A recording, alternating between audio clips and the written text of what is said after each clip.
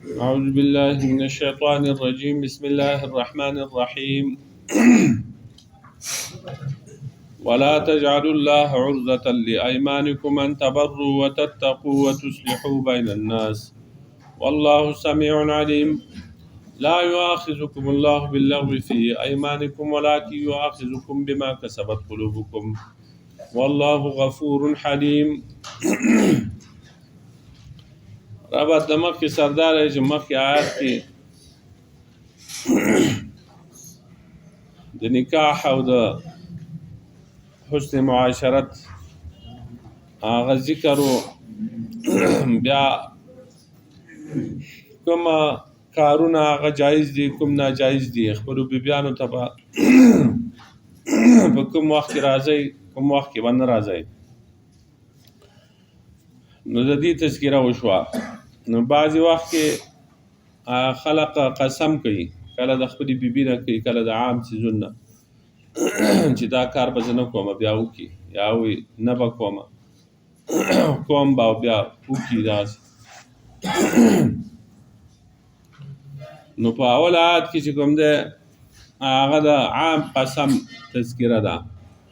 په دویم آیات کې چې هغه سړی چې هغه د خپلې بیبي نه قسم وکړي چې زه به خپلې بیبي ته نه نږدې کېږم 4 میاشتې، ایلا مسله پکې ذکر کېږي.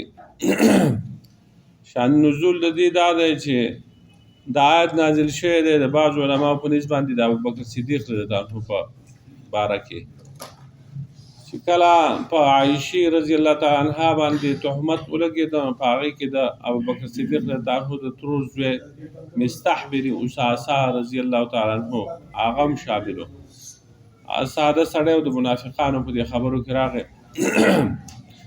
کله چې بیا پته ولګېده ابوبکر صدیق رضی الله عنه ته چې دا زما په لور باندې تهمت لګېدلی په هغې کې دی هم شریک دی، نو هغه قسم وکړو چې زه بیا د تا سره هېڅ ښه نه کوم او مخکې به یې د ده خرچه ورکوله، دله به دی غریب و خرچه به یې ورکوله. وروسته د هغه خرچې دی چې کوم دی قسم وکړو د هغه په باره کې دا آیت نازل شوی دی. یا بعضې وایي چې دا د عبدالله ابن رواحه رضی الله تعالی عنه په باره کې نازل شوی دی چې د هغه اوښی او نعمان بن بشیر رضی الله تعالی عنه هغه د خپلې بیبي سره وران شو او طلاق یې ورله ورکړل او دا د دې عبدالله ابن رواحه رضی الله تعالی عنه خور وه. نو بیا وروستو د یو بل سره خبره اتره وکړه او بیا نکاح ته جوړ شو چې بیا نکاح کوو. نو کله چې دا عبدالله ابن رواحه خبر شو نو قسم یې وکړو چې زه تاله دا په نکاح نه در کومه، زه به ستا کور ته نه داخلېږم، تا سره به خبرې نه کومه. نو کله چې دغسې قسمونه څوک وکړي نو د هغې بیا ماتول پکار دي.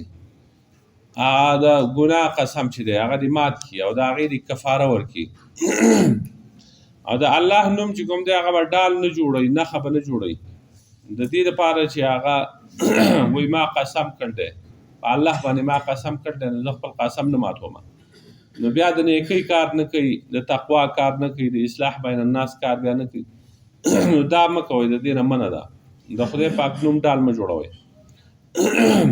بیا د دویم آیات کې چې کوم دی اشاره ده د قسمونو اقسامو ته چې قسم چې کوم دی هغه په 2-3 قسمه دی.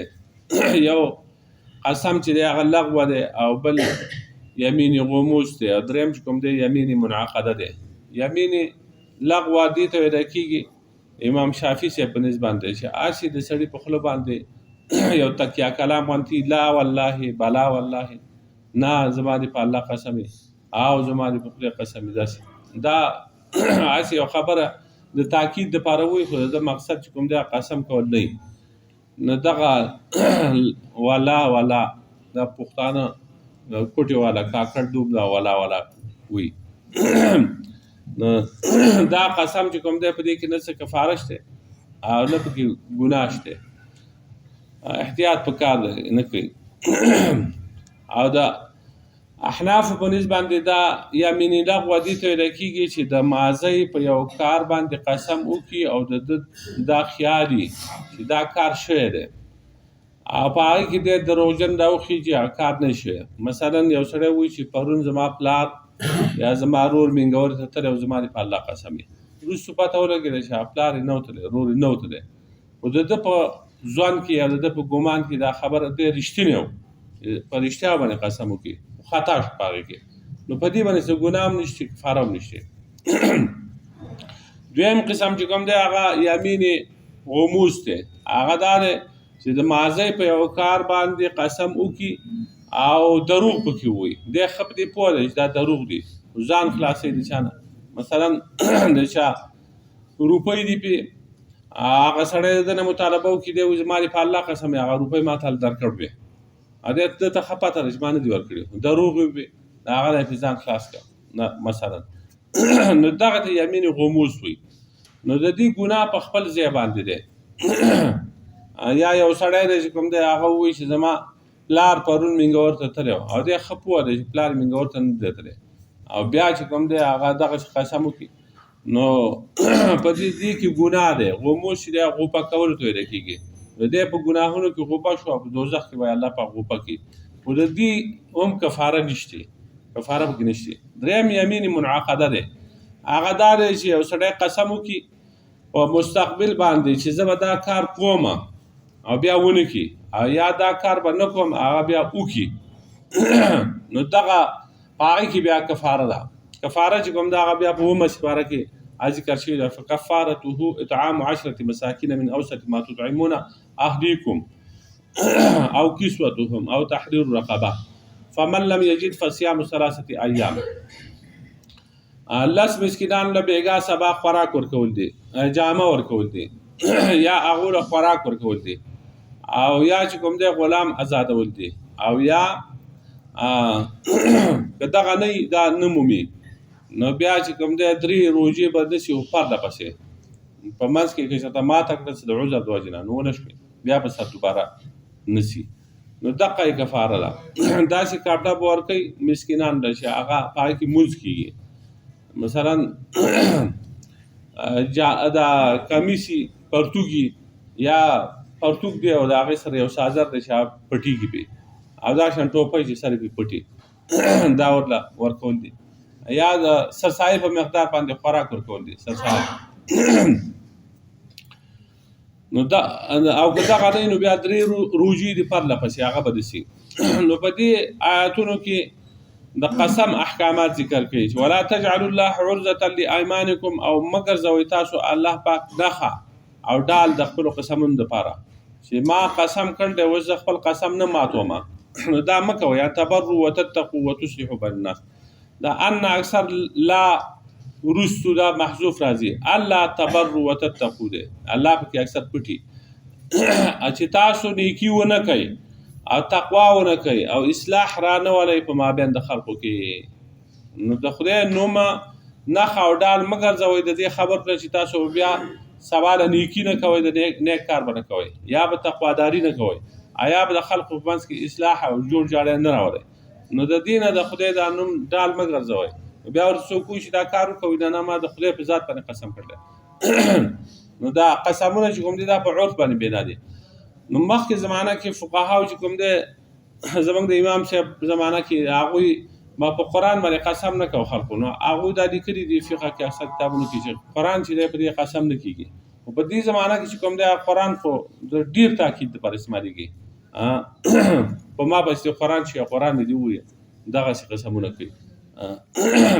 نو هغه چې کوم دی بلکل د قسم دپاره دی او بیا به کفاره ورکوي. خبره یې ونه کړه قسم یې مات کړه کفاره به ورکوي.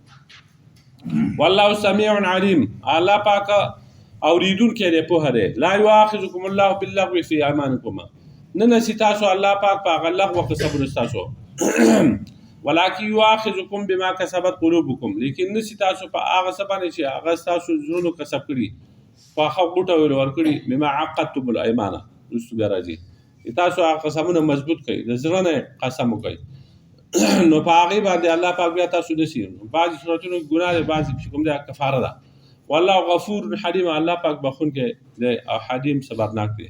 ولا تجعلوا الله، او مه ګرځوئ تاسو الله لره عرضة ډال لایمانکم د خپلو قسمونو دپاره، ان تبروا چې تاسو نیکیونه کوي وتتقوا تقواونه کوي وتصلحوا بین الناس او اصلاح رانولئ په مابین د خلقو کې والله سمیع علیم الله پاک اوریدونکی دی پوهه دی لا یؤاخذکم الله باللغو فی ایمانکما نه نسی تاسو الله پاک په لغو قسمونو باندې بې فایدې قسم ولکن یؤاخذکم بما کسبت قلوبکم لیکن نسی تاسو الله پاک په قسمونو چې هغه کسب کړي زړونه تاسو په پاخي ارادې سره زړه په ارادې سره تاسو کړی والله غفور حلیم الله پاک بخون کې دی او صبرناک دی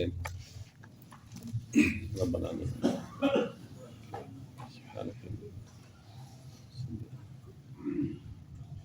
صلی الله تعالی علی خیر